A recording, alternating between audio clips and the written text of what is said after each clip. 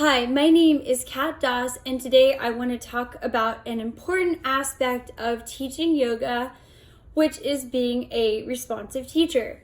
So, my background is partially in early childhood education, and one of the most important principles they taught us when I was learning how to teach kids was be a responsive care provider. So being responsive means that if a kid's trying to get your attention or they have a need, you're acknowledging their need, and then you don't necessarily even have to meet it. Like if they have a question for you, you may not even have the right answer, but you're acknowledging that they've reached out to you or that they have a need, and you do your best to address that need, not even necessarily fulfill it, but address that need. You do this by being clear with them, communicating with them, listening to them, and just having a back and forth rapport with them to build that strong relationship. And so this definitely also applies to being a yoga teacher. As I've been working with yoga students, I've found that the more responsive I am, the better I've been able to grow and improve as a teacher. So one thing I noticed when I started teaching yoga was that after class, sometimes students had some feedback for me. They had things that they wanted to talk to me about. They had questions, concerns, comments, and before class as well. And one thing I started to notice was that the more I talked to them and kind of addressed their concerns and learned from them and did my best to kind of acknowledge them and definitely meet their needs as much as I could. I mean, obviously, if they ask for a pose that's just completely out of my skill level, I'll do everything I can to support them, but I may not be able to incorporate that pose into the flow. But I would do everything I could to talk to my students, listen to them, and really internalize their feedback and do whatever I could to show them that I cared about their needs, and that I as a teacher wasn't there to just show them what I had to teach. I was there to facilitate their yoga journey. And I feel like as teachers, that's what we really want to do. As teachers, our mission really needs to be to help students kind of meet students' needs and help them achieve their goals and just to facilitate their yoga journey. So that's how I like to view myself as a teacher. Like, how can I help these students get where they need to go, get the exercise they need, or get the spiritual guidance that they need, the physical workout that they need, that kind of thing. And that really they're coming to class, they're spending their time, possibly even, the time to get to class. They're giving me their time and attention. So I want to make sure that they're not getting shortchanged and that I'm giving them everything I can. So some of the ways you can do that as a yoga teacher that I've found are definitely, first of all, listen to your students. Make sure that when they're saying something to you that you're really listening to what they have to say, you're giving them your full attention, and make sure that you remember what they've said and that you think about it, that you make sure that you come up with an answer for them. Even if the answer is, I don't know, it's okay to not know, but you want to make sure that you do everything you can to kind of try to address their concern or their question, even if you can't perfectly meet their need. Like, for instance, another thing is you really want to make sure that your students are comfortable in class. So let's say, for instance, one student is too hot and one student is too cold. You're not going to be able to make both students happy, but you can definitely listen to both students and kind of come up with a solution that works for everyone. Like, maybe you say, okay, we won't turn on the AC, but we'll open the door to let some airflow in so that no one overheats, but at the same time, people aren't freezing either. And comfort is such an important part of yoga. You want to make sure your students are comfortable. You want to make sure they feel safe in your class.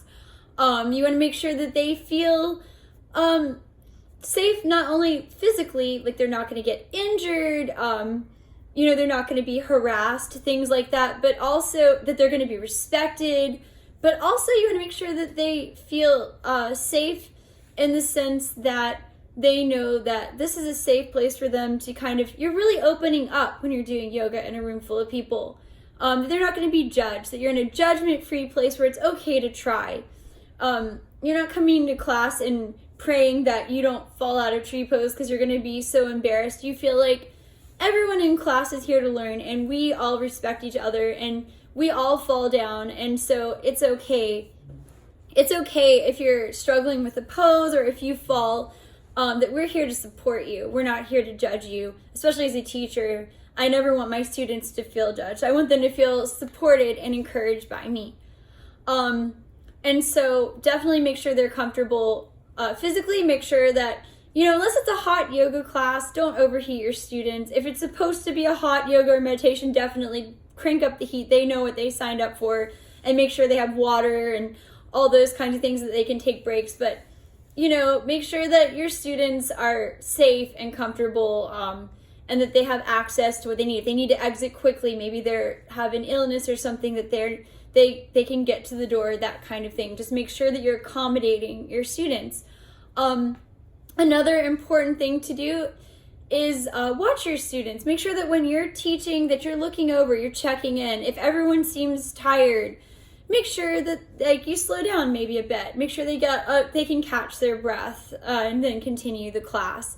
That kind of thing. Just look at their skill level. Make sure that you're calibrating your class so that maybe some of your newer students, that they're able to follow the class, but also that your more advanced students feel challenged. Offer modifications and intensifications for your students. So a great example of this is plank pose. So of course in plank you want to get that nice straight plank. You don't want your booty up in the air. You don't want your plank to sag. You want your wrist directly under the shoulders, Hasta Bandha. But for a lot of people, taking plank on their knees can be a great option. You're getting that perfect alignment very easily, and it's very comfortable. For other students, it may be that they want something a little more challenging. So maybe when you're going into chaturanga, for those students, you could do either traditional chaturanga and back to upward dog or cobra, or another option you could do maybe one-legged chaturanga. And these kinds of modifications and intensifications will give you kind of 2 or 3 ways to do a pose. One way is maybe a little bit easier in certain areas. And a lot of modifications can actually be more challenging. They're just different. Or intensifications, which are designed to make a pose more challenging. Another example of an intensification is a bind. So let's say, for instance, that we're in a low lunge here, and you want to do a bind. So you could take your left arm behind your back, right hand in front, and then you could do a half bind or a full bind. And you could also reverse that lunge, do a nice twisted lunge, same thing. You could modify or you could intensify here with that same bind. And then modification, you could take a low lunge. For instance, to make it a little easier, keep your knee on the floor mat. Make it a little harder, come up. Bring it higher. So there are always kind of ways to make a pose a little easier or a little harder. And you want to make sure the students kind of have the ability to kind of adjust a pose a little bit to suit them, so that you're able to teach a lot of students, but each one can kind of customize the class to meet their needs. Another example, you can use props. You could use a block, for instance, or one of my favorite balancing props is a wall. So let's say I'm doing a tree pose. I'm going to bring my left foot to my right ankle, maybe bring it higher. I can have my hand on the wall, reach my arm up, and that's a great way to do tree, or just do traditional tree if I want to make it a little harder. And there are just so many interesting variations you can do for any pose to really modify or intensify the pose. A lot of students might have injuries and things like that. There might be a certain part of their body that they want to kind of protect, and you can always ask in the beginning of class, does anyone have an injury or pre-existing condition they want me to know about that they're trying to kind of protect or address during class? For instance, if you're pregnant, I've definitely done yoga while pregnant. I have 2 kids, and I did yoga while I was pregnant with both of them, and it definitely affected my experience in class. In certain ways, it made class harder. I was a little off balance. I couldn't do certain poses, and in certain ways, it made it easier. The relaxin', I was able to get my heels on the floor or mat during down dog, which I could never do before. I was pregnant, but now I guess I can still do it. But for years, I would do downward facing dog and I couldn't. And then my kids gifted me with the ability to do it with my heels on the floor mat. But, and that's the thing. You don't want to necessarily look at a challenge as something that's going to reduce someone's abilities. It's just a different way to approach it. So I never look at and even an injury as necessarily something that's going to hold you back. It's just taking your yoga journey in a different route. For instance, I had a torn meniscus, and I would teach yoga with a knee brace on for about 9 months. I didn't know if it was ever going to heal. It's still like not 100%, but it made me a much better yoga teacher, actually. It slowed me down. I was going too fast.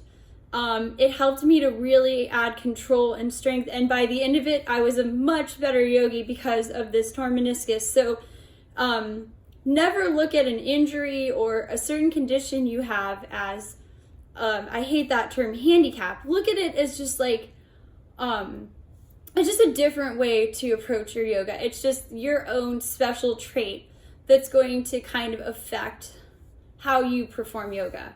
But yoga is for everyone. There's a way to do yoga for you no matter what kind of shape you're in, what age you are.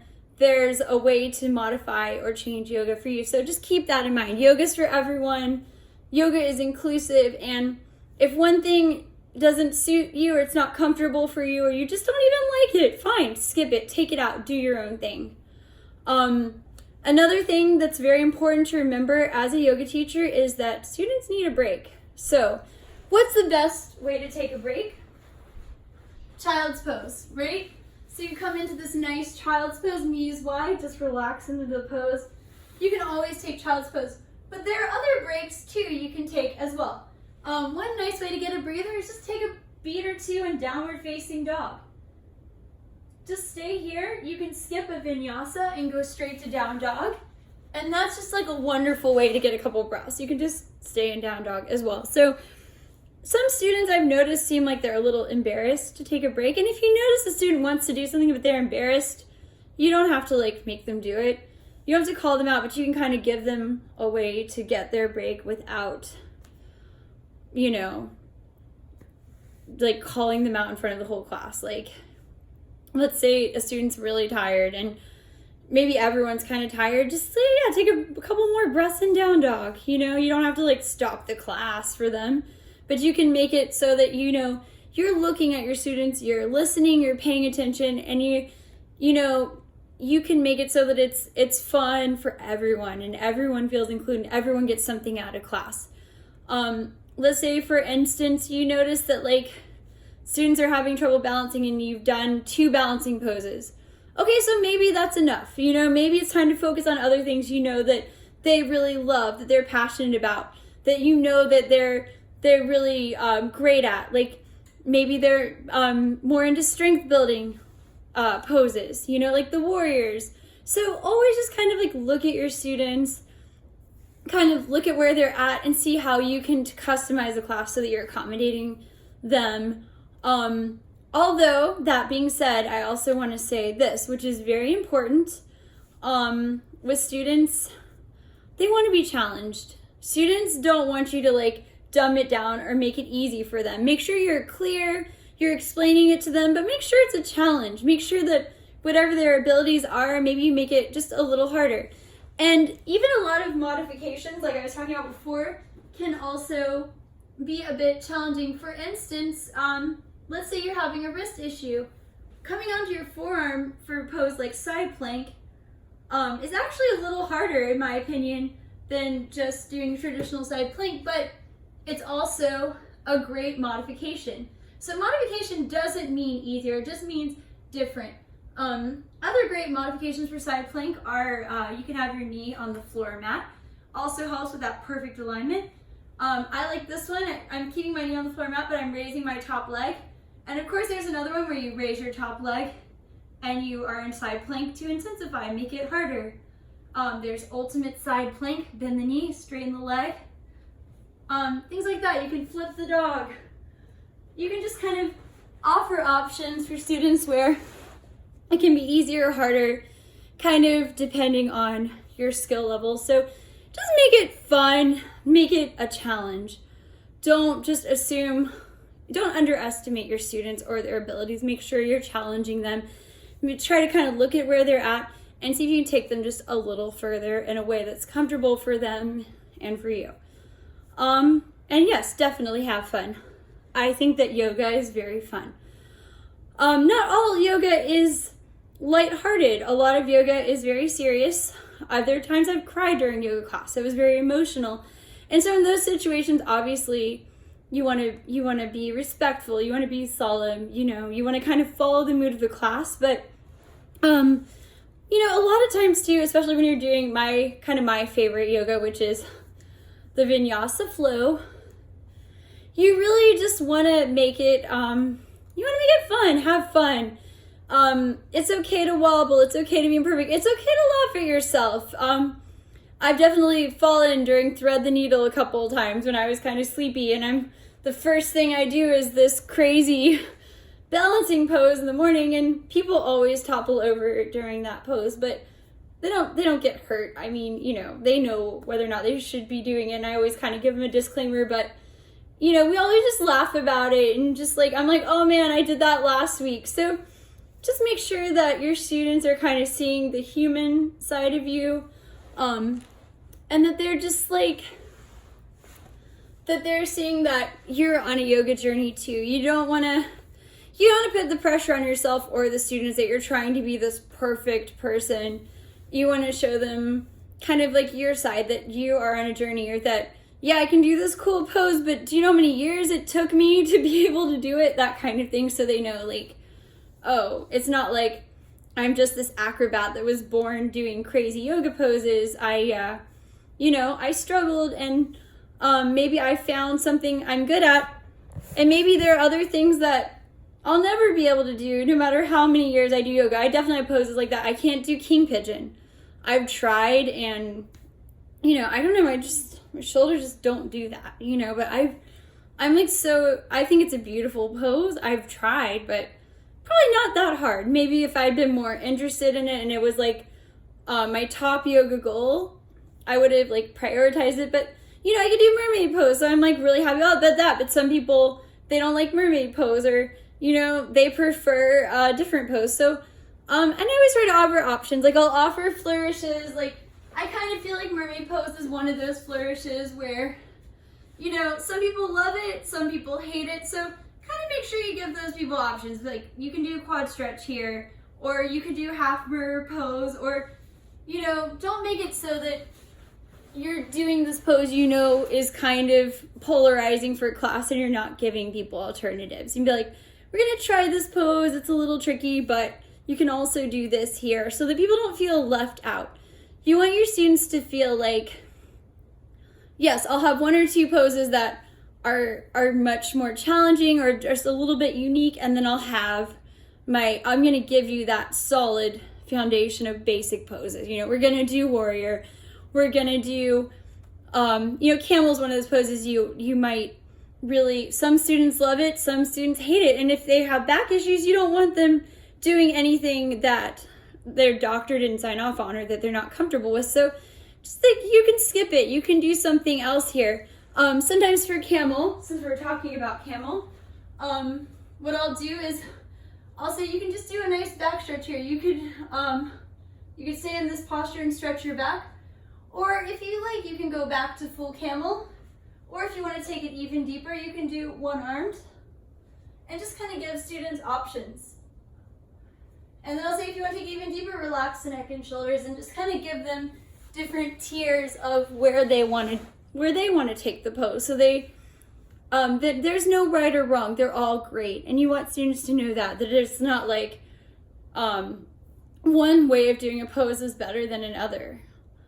Another thing that's really important is just to make sure that you're very careful about, nonviolence is a very important yama, and by that I mean you don't want anyone to get hurt in your class. So make sure you're explaining things well, alignment. Make sure that if something's a little more dangerous, and especially if your students aren't that familiar with a pose, make sure that you tell them to be careful, that also, like I said, make sure that you let them know, like, I'm not a doctor. You may need to talk to your doctor about this. This might be about what you're comfortable with in your doctor. I can tell you my advice, but definitely always defer to a medical professional here. I'm just, I'm a yoga teacher, but I'm not a doctor. So I always let students know that. But for nonviolence, I make sure to tell them, the safest way to do a pose so that they're protecting themselves. It's very common yoga injuries are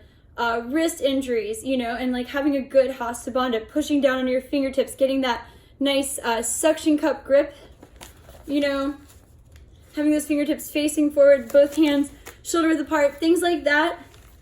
Just kind of trying to, I'll just show you on the mat. Things like that, getting that proper alignment for your back, things like that will really affect safety, making sure that when you're reaching up, you're lengthening before you fold, that kind of thing, to keep that spine nice and long so you're not compressing the nerves in the spine. Because compression, not good for the back. So when you're stretching, make sure you lengthen and then fold, right?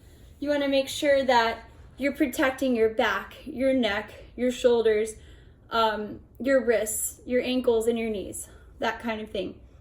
Those are the most common yoga injuries. So just kind of think of those areas as those are the areas I need to protect, in proper alignment, taking your time, getting in and out of poses. You never want someone rushing to keep up and getting hurt. So just make sure you take your time entering and exiting poses, and you give people plenty of time and warning to get in and out of poses, because if they're rushing to keep up, that's when they're very vulnerable to being injured. And that's where watching your students, making sure they're caught up before you move on to something else, is important. And sometimes you can tell too, a student's just going to skip something. And if you see that, just keep going, and they'll jump in when they feel comfortable.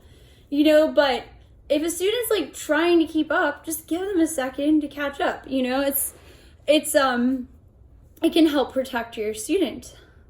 Because even though you're telling them, yes, you can take a break, you need to make them feel comfortable taking those breaks and taking their time. You can't just say it. You have to make it easy for them to be able to safely do yoga. Let them know you can adjust a little bit. You don't have to be a statue when you get into a pose. It's totally cool to adjust. And I will tell them that I adjust a little, because just making a little adjustment with turning your foot a bit, or making sure that your knee is retracted, that your muscles are engaged, that your back is nice and straight, things like that. Those little adjustments will make yoga much more comfortable. And when we're comfortable, we're much safer. So yoga is all about being safe, being happy, making sure that your students feel comfortable protecting themselves, that they don't feel pressure to perform or keep up. Another thing that's very important with being a responsive yoga teacher is, make sure that you are checking in with your students, finding out how they're doing with their yoga journey, talking to them before and after class, answering their questions, that kind of thing. Make sure that it's okay to say, I don't know, if they have a question. You can always look it up and come back to them later with an answer, or say, this is what I was able to find out, and refer them to where they might be able to find out more. Google can really be your best friend. And sometimes when I'm Googling a pose, I will look at more than one source. I mean, Yoga Journal is a great source, of course, but sometimes you have to look at a few different sources to really get the story on a yoga pose, because there will be conflicting opinions on the proper way to execute a pose. You'll look up a certain pose to find out what's correct, and you'll get conflicting answers from very credible sources. For instance, in triangle, some sources say that your foot needs to be at a 90-degree angle. Some say you need to bring it in more to maybe a 60 to a 45-degree angle. So if you're getting a conflicting source like that, what you can do is tell your students, maybe keep it between a 90 and a 45-degree angle where you feel comfortable, that kind of thing. There is a bit of variation in yoga. So there's no real right or wrong way to do yoga, but you want to make sure there is a safe and unsafe way. You make sure that you're doing yoga safely so that no one's injured, and that means taking your time, and that means proper alignment whenever possible. And just kind of just reminding students over and over again, safety and proper alignment. Things like warming up, cooling down. You want to make sure that your students are getting warmed up well enough before you're really working them, bringing on the heat. You want to make sure they're really getting a chance to cool down. And you also don't want to take things personally. Like, you don't want to get offended when someone gives you feedback. You want to see it as maybe that's a way I can improve, or maybe that person, they're sharing their opinion with me, so I can learn something from that, even if I don't agree with it. Another thing, sometimes students have to leave early. It doesn't mean you're a terrible yoga teacher and your class was bad. It might just mean that they had a meeting. And, that student actually, even though they had this meeting, they still made it to your class. So, just try to think about, where is the student coming from? Like, let's say a student's late for class. You don't have to take it personally and look at it like, oh, they don't respect my time. Look at it like, wow, that student probably worked harder than anyone here to try to get here. If they're late, they were probably rushing, maybe they hit traffic, and they still made it to class. So I always try to look at what, students, what's their journey? And just try to think about, I may never know what the student is going through or what's going on in their life, but I want to be supportive when I can, and I want to make sure that when they come to this class that they can just focus on their yoga and, get what they need from my class, and that they can take what they learn and experience in my class or what they're working on, the progress they've made, and be proud of themselves, and they can take that back into their lives and use those skills and those tools they've learned in yoga to class. Another thing, probably the most important aspect of being a responsive yoga teacher is just show your heart to your students. Make sure that you are living that life. Make sure that you're transparent with your students, and that you are open with them, that you are letting your students see the human behind the yoga teacher. And you do that by talking to them, by sharing your experiences, by giving them little tips of your advice, and just kind of having that exchange back and forth. Let them know that you care about them. Let them know how important to you, how proud you are of them, and just kind of let them see that they are more than just a student to you, that they are an important part of your yoga journey, because all of your students are the reason that you can be a yoga teacher. So be grateful to your students. So I am very grateful to my students and my teachers, because I know that without them, I wouldn't get to have this amazing yoga journey. So I just try to make sure that I remind myself, and I take a minute to reflect on the gratitude I have for my teachers and for my students and for the people in my life as well that make it possible for me to get to live the yoga life. I'm very thankful for my kids. I'm very thankful for my teachers. This class with Julianne has been amazing, and Raphael. They're such a wonderful yoga team, and I'm thankful for all my students, especially the ones that were brave enough to come and talk to me and tell me, hey, I have a question, or hey, can you work on this, or hey, you need to fix this. And bosses and people like that who took the time to give me feedback and were patient with me when I wasn't sure, how to incorporate that. And so I'm so thankful for everyone who's helped build me and my yoga journey, and I just want to be able to do that for my students, and I'm sure a lot of you guys feel the same way. We all just want to work together to be yogis and to have this wonderful journey together, and we're all learning. And one day, I don't even want to reach whatever the goal is. I just want to keep going towards it, and I'm sure we all feel the same way. So thank you so much Namaste, everyone.